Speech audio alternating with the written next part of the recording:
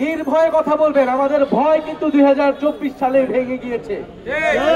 নতুন কোনো করে ভয়ের সংস্কৃতি এই বাংলাদেশে আমরা আর গড়ে উঠতে দেব না। শহীদরা রক্ত দিয়েছে, প্রয়োজন আমরা আবারও প্রয়োজন হলে আমরা আমাদের নিজের রক্ত দিব, কিন্তু জুলাই গণ অভ্যুত্থানের পথেই এই বাংলাদেশকে চলতে হবে।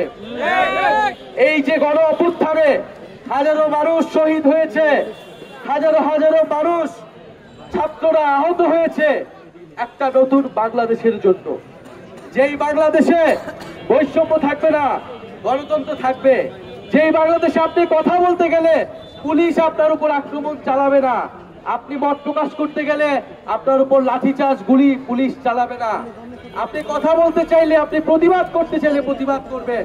জুলাই গণ অভ্যুত্থান সেই প্রতিবাদ শিখিয়েছে আমাদের। আমরা যেন সেই প্রতিবাদ থেকে সরে না আসি। আমাদের যে অধিকার, আপনাদের যে ন্যায্য অধিকার, আপনাদের এলাকার সমস্যা, সেগুলো আপনারা বলবেন।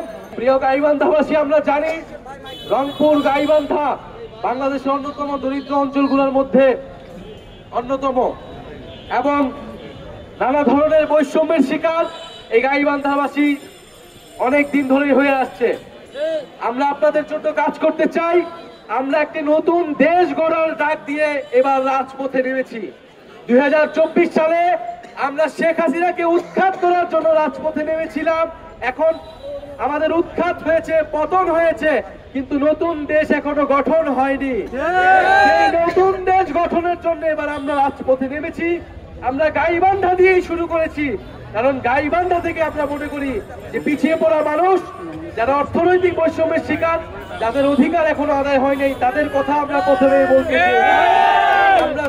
আমরা 64 জেলায় পদযাত্রা করব এবং 64 জেলার মানুষের কথা শুনে আমরা জুলাইয়ের ইস্তেহার, জুলাইয়ের ঘোষণাপত্র সরকারের থেকে আদায় করব। সেই ঘোষণাপত্রে আপনার আমার অধিকারের কথা লেখা থাকবে, আপনার আমার দায়িত্বের কথা লেখা থাকবে। প্রিয় বন্ধুগণ, জাতীয় নাগরিক পার্টি ধর্ম বর্ণ নির্বিশেষে সকল মানুষের নাগরিক মর্যাদা এবং নাগরিক অধিকারের পক্ষে কথা বলে। আজকের এই সমাবেশেও দলিত হরিজন সহ যে নানা ধর্মের নানা বর্ণের মানুষজন এখানে এসেছেন, আমাদেরকে সমর্থন দিয়েছেন, তাদেরকে আন্তরিকভাবে ধন্যবাদ জানাচ্ছি।